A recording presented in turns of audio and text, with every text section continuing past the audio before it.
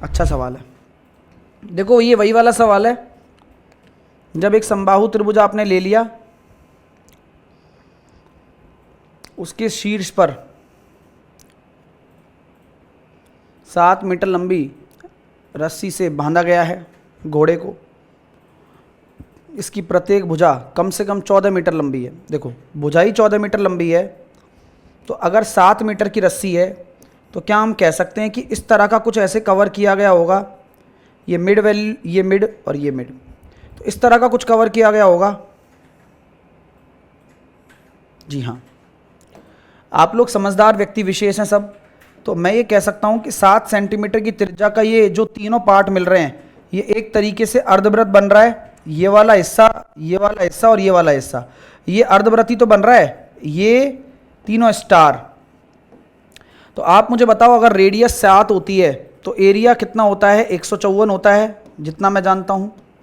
अगर अर्धवृत्त है तो आधा हो जाएगा 77। यहाँ तक भी मैं जानता हूँ, आप भी जानते हैं। कोई समस्या तो नहीं भाई लोगों? चलो बहुत अच्छी बात है।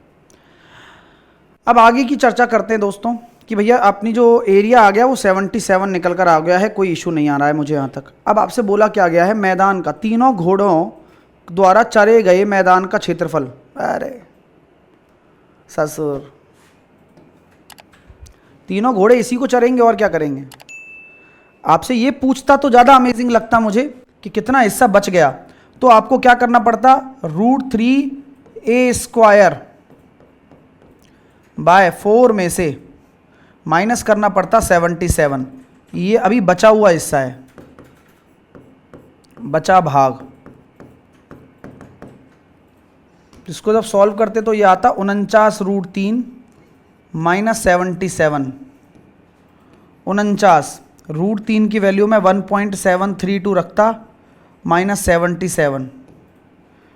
7 को मैं कॉमन ले लेता, 7 दूनी 14, 7 तिया 21 और 1 22, 7 7 49 और 2 51, 7 एकम 7 और 5 12 पॉइंट कुछ आता फिर, और उसमें से मैं 11 को घटाता तो 7.1.124 बचता। 7 का गुणा करता तो 7 चौके 28, 7 दूनी 14 और 2 16, 7 एकम 7 और 1 8, 7 एकम 7, इतना एरिया होता। ये भी आपको कैपेबिलिटी डेवलप करनी है कि आलस नहीं लाना है। आलस लाओगे तो काम चलेगा नहीं।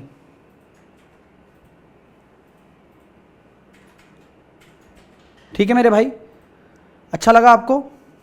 तो ये वाला एरिया, चरने वाला एरिया जो चरा जाएगा, बचा हुआ भाग है इस पूरे इक्विलेटरल ट्राइंगल यानी कि समबाहु त्रिभुज में से इस वाले हिस्से को घटा देना। उसकी कैलकुलेशन भी आपके सामने रख दी है मैंने।